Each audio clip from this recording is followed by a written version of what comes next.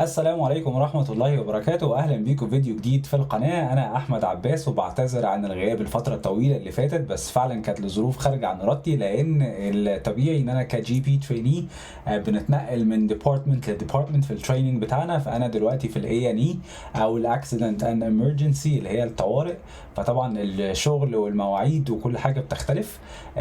لكن I'm so happy to be back، وقد إيه وحشتني إن أنا أقعد قصاد الكاميرا وأتكلم، وانا عارف ان في ناس في الناحيه التانيه ان شاء الله هتستقبل الفيديو ده تتفرج عليه وتتفاعل معايا كمان. فانا I missed this so much.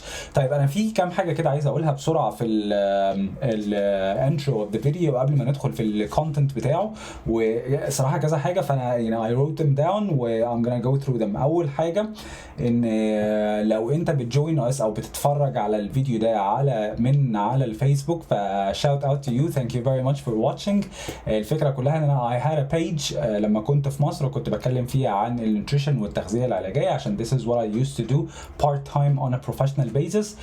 طبعا لما قررت ان انا pursue بقى قصه انجلترا واروح اكمل بقى ايه التعليم والتريننج وكل الكلام ده، فكل اللي انا كنت بعمله was put on hold، او كنت يعني فاهم وقفته الفتره، ما كنتش عارف هرجع تاني ولا لا. فحسيت ان هو ايه ده، طب يعني دي ناس المفروض انا اعرفها وهم يعرفوني، كانوا بيتابعوني وكنت بتكلم معاهم on a different basis، كنا بنتكلم في التغذيه وفي الكلام ده.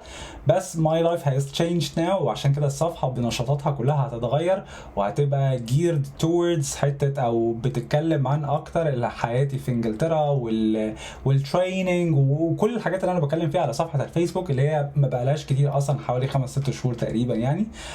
ف thank you very much for joining. ولو انت بتتفرج عليا من اليوتيوب فناو يو نو ان انا كنت قبل كده شغال as a clinical nutritionist في مصر، زي ما قلنا part time، وفي نفس الوقت ده هيفتح subject ان احنا نتكلم في حاجات تانية كتير، خصوصا ان انا if I'm being honest I am in او انا في واحد من يعني مش هقول من احسن حالاتي الفيزيكال، فمحتاج طبعا اظبط تمريني ومحتاج اظبط اكلي ومحتاج كل الكلام ده. وهوبفلي ان شاء الله باذن الله لو استمريت في الفيديو وما قطعتش هبقى بشير ده معاك وبشير انا بعمل ايه بالظبط عشان تجي انتوا شايف وكل الكلام الجميل ده.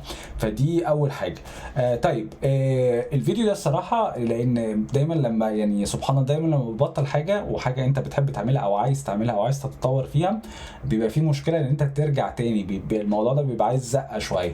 وما كانش في زقه احسن من السفريه الخطيره اللي انا الحمد لله نعمه وفضل من عند ربنا، كانت هديه جميله قوي. ان هي مشيت كده سبحان الله باقل بلاننج وباقل اي حاجه. البلد اللي انا رحتها، انا رحت المغرب، وده مكان يعني انا مش هقدر اقول في الفيديو هو قد ايه قريب من قلبي، بس انا فعلا فعلا فعلا حبيت المكان ده جدا وحبيت الناس بتاعته جدا. ويعني الكلام ده كله هيبان في الفيديوز وهنجو ثرو الفيديوز يعني. ماي بروميس يعني، وانا عارف ان كلمه بروميس دي كلمه كبيره، بس ماي بروميس تو يو ان انت لو اتفرجت على الفيديوز وجست تو كيب يو انت برسبكتيف، يعني انا رحت 10 ايام صورت فيهم ما لا يقل عن نص تيرا بايت فوتج الحاجات اللي انا عملتها والحاجات اللي انا قابلتها وكل الكلام ده. ف it was impossible ان انا احط الكلام ده في فيديو واحد او اتكلم عن المغرب في فيديو واحد، لان هي بلد كبيره وجميله وفيها حاجات خطيره. فيعني to do it justice كان لازم اقسم الفيديو على كذا حلقه. ماي بروميس عشان انا لسه ما نسيتش، ان انت لو اتفرجت على الفيديوهات اللي انا نزلتها او هنزلها ان شاء الله عن المغرب، وده عن طريق ان انت تعمل لايك وتسبسكرايب عشان تبقى نوتيفايد باول حاجه، اول ما الحاجه تنزل هتبقى كانك رحت المغرب. ولو انت رحت المغرب قبل كده هتتفرج على المغرب بالعين اللي انا شفت بيها. it will be nice ان احنا ايه تشوف حاجه انت ما شفتهاش لو ما شفتهاش، ولو شفتها تشوف انا كنت بتفاعل مع الانفايرمنت دي ازاي، وانت كان ممكن تعمل ايه زيي او ممكن تعمل ايه مختلف عني، ونتكلم في القصه دي. فدي حاجه انا كنت عايز اغطيها. الحاجه التانية اللي انا عايز اغطيها ان يعني I cannot apologize enough على قصة المأساة اللي أنا بقابلها دايما لما بصور فيديوهات في open spaces وبتاع، في موضوع الصوت ما بيبقاش أحسن حاجة. فأنا بعتذر على إن في حتت هيبقى الصوت فيها مش أحسن حاجة، بس this is another promise that I'm making، إن أنا إن شاء الله من بعد السفرية دي الفيديوهات هتبقى الكواليتي بتاعت الساوند بتاعتها أحسن، علشان أنا هستخدم طريقة جديدة في التصوير، وهوبفلي إن ده يحل مشكلة الصوت اللي ما بيبقاش بيبقاش واضح في الاوبن سبيسز كمان. فمعلش استحملني في الفيديوهات دي، بس I promise you ان انت by the end of the videos هنتفق في حاجات وهنختلف في حاجات وكل الكلام الجميل ده، بس هنتفق على ان البني ادم ده اللي انت بتتفرج عليه he knows how to have a good time. ودي invitation انا بوجهها لناس انا اعرفها وناس انا ما اعرفهاش من الناس السنجلز، اللي هو يقول لك انا هسافر لوحدي اعمل ايه، انا مش عارف هعمل ايه، لا انا لازم نجمع جروب، انا لازم مش عارف ايه. فده بيعطل خطط ممكن تتعمل. يعني الفيديوز اللي انت هتشوفها دي هتبقى demonstration لان انت how much fun you can have on your own عادي لو رحت مكان ناسه جميله زي المغرب. مش هطول اكتر من كده. اول experience زي ما قلت هنبتدي من مراكش وهنعمل رحله سريعه، ده نص يوم انا هختصره في يعني hopefully مش اكتر من 15 دقيقه ان شاء الله. thank you for watching، وما تنساش ان انت تinteract معايا لان دي حاجه من الحاجات المهمه قوي في اليوتيوب، ان هو you get to make new friends، وانا I'm looking forward to meeting you حتى اونلاين. فلو you had a similar experience او حسيت شعور معين حابب توصله لي يعني please do interact في الكومنتس تحت. يلا اشوفكم في الفيديو الجاي ان شاء الله، وenjoy this trip in مراكش. سلام. طبعا الاوضه بتاعتي الصبح يعني طبيعي ابسايد داون، بس ده ما يمنعش ان احنا نقول شكرا للناس اللي بينظفوا الاوضه او الشامبر زي ما بيقولوها. وانا في المغرب كنت ببقى مبسوط قوي لما بسيب لهم نوتس كمان، بيبقوا سعداء بيها جدا يعني. اسمك كريم ايه بقى؟ اسمي عمر. ازيك يا عمر؟ انت عارف ان انا اخويا اسمه عمر؟ انا اسمي احمد واخويا اسمه عمر، وعندنا اخ ثالث اسمه محمد. الف مرحبا. الراجل عم عمر ده بقى بيعمل لنا احلى بيض بالزبده، حاطط عليه البصل والفلفل، بس طبعا من غير جبنه عشان انا ما باكلش جبنه. من غير جبنه. لكن احلى حاجه في عمر بقى ان هو مشغل موبايله ورا هنا، مش عارف عبد الحليم لا عبد الحليم حافظ. كل يوم بيصبحنا بحاجه كده، عبد الحليم وام كلثوم حاجه كده يعني، فبيعدل المزاج قبل ما ياكلنا كمان. فاحنا عايزين نقول لهم ان احنا بنحبكم وبنحبكم انتوا كمان جدا بالمسمن اللي بتعملوه لنا كل يوم ده. صحه وعافيه. تسلم ربنا يخليكم. شكرا. نقول لك صباح الفل يا عم احمد. النور يا عم احمد. عم احمد ده انا الحمد لله تمام، وبيتكلم مصري كمان وحاجه جميله قوي. طب بقول لك ايه، قول لي بقى احكي لي النهارده هنعمل ايه؟ النهارده عندنا الكواد. الفور باي فور. ماشي. هنعمل ايه؟ احكي لي. لا شوقني شوقني يا احمد. عندنا جولة تاع ساعة ونص. ماشي. تاع الكواد. بعد كده عندنا واحد الوقفة تاع اتاي. عندنا ايه؟ الشاي المغربي. الشاي المغربي ماشي. الويسكي المغربي. حلو قوي الكلام ده. قال لي اغاني ايه تاني ممكن اسمعها لهشام عباس، فحطيت الاغنيه دي عشان انا بحب الاغنيه دي قوي. دي مش من الاغاني المشهوره بتاعت هشام عباس، بس واحده من الاغاني اللي انا بحبها، اسمها يا ليل، وبحب الحته اللي جايه دي قوي بقى.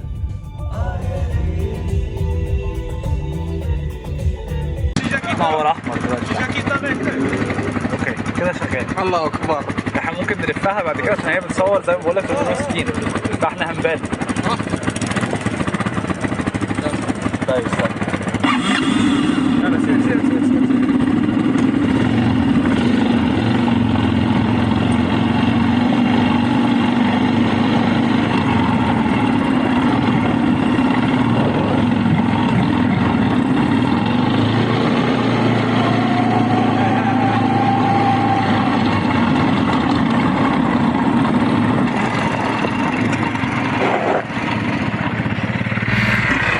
عطلت مني هنا وتوم نفضلي، لسه ما كناش نعرف بعض، هو من اليو كي بس بقينا اصحاب على اخر التريب.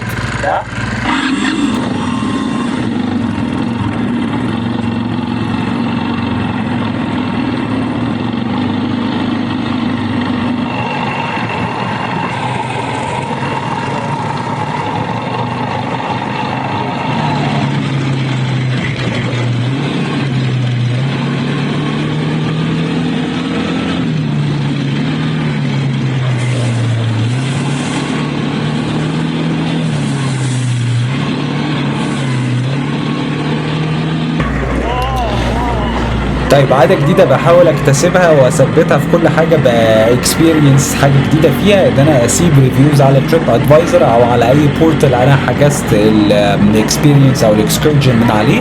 وحابب اقول شكرا لاحمد الاورجنايزر، لان يعني انا فعلا كسبت صديق جديد. احمد غير ان هو يميد شور ان الاكسبيرينس كلها تبقى فعلا باكت وذ فن، لكن هو ساعدني كتير قوي ان انا اعرف اثبت الكاميرا على الكواد بايك، لان الموضوع ما كانش سهل طبعا مع الهز والرجرجه والتنطيط اللي بيحصل ده. انا كنت خايف على الكاميرا الصراحه، بس الحمد لله الموضوع عدى على خير، وطلعت فوتج انا شايف ان هو من احسن الحاجات اللي انا صورتها. فشكرا يا احمد. عايز لو هريفيو التريب هقول ان كل حاجه فيها خطيره، مفيش غير حاجه واحده صغيره هي اللي ناقصه، والحاجه دي ان ما كانش فيه جلوفز او ما كانش فيه جوانتيات.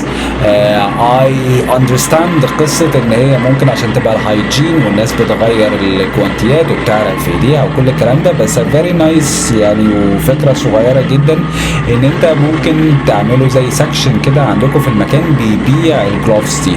انا لو كنت لقيت جلوفز اللي هي اللي عارف التريكو القماش دي لو موجوده وعليها علم المغرب ولا حاجه، ما كنتش فكرت مرتين وكنت اشتريتها يعني، وكنت هبقى مطمن اكتر، لان دي برضو من الحاجات اللي انا كنت قلقان منها، موضوع الزلط او البيبلز الصغيره دي لو خبطت في ايد الواحد ممكن توجع جامد، بس برضو الحمد لله ربنا ستر وما حصلش اي حاجه من الحاجات دي.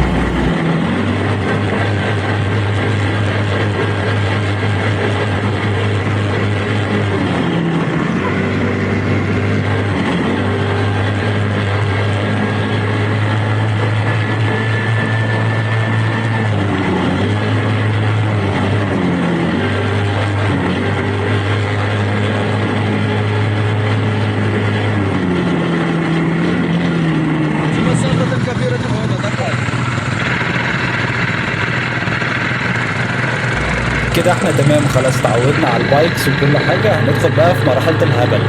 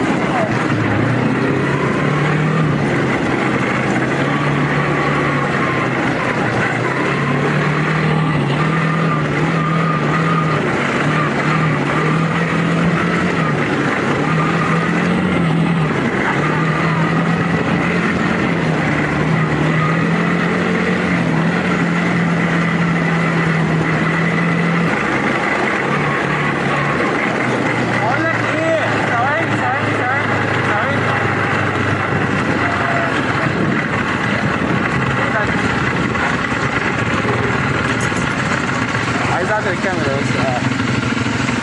نقفل؟ قافل؟ This is awesome. This is fucking awesome. Yeah, that's all I wanted to do, man. Just lift it up. Yeah. Stand. Welcome Ahmed, welcome in Morocco. Thank you very much.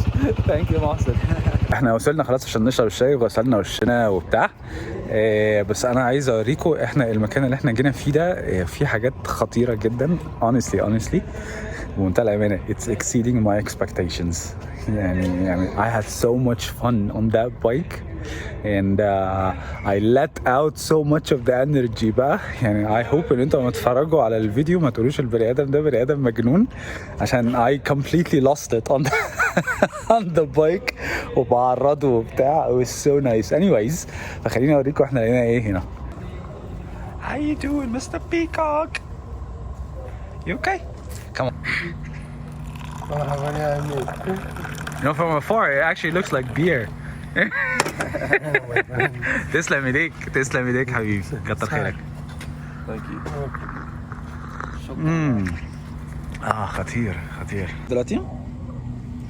يلا كم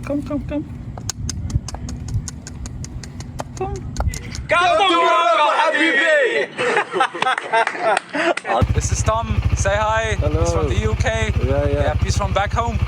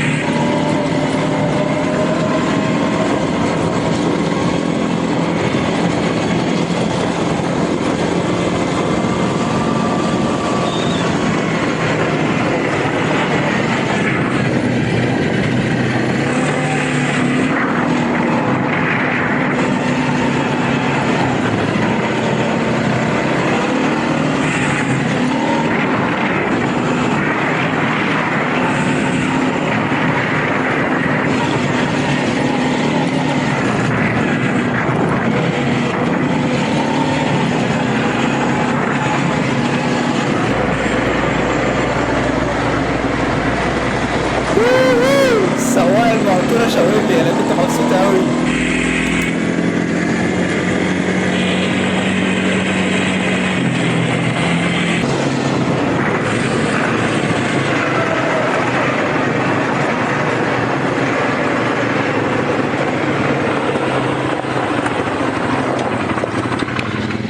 السلام عليكم.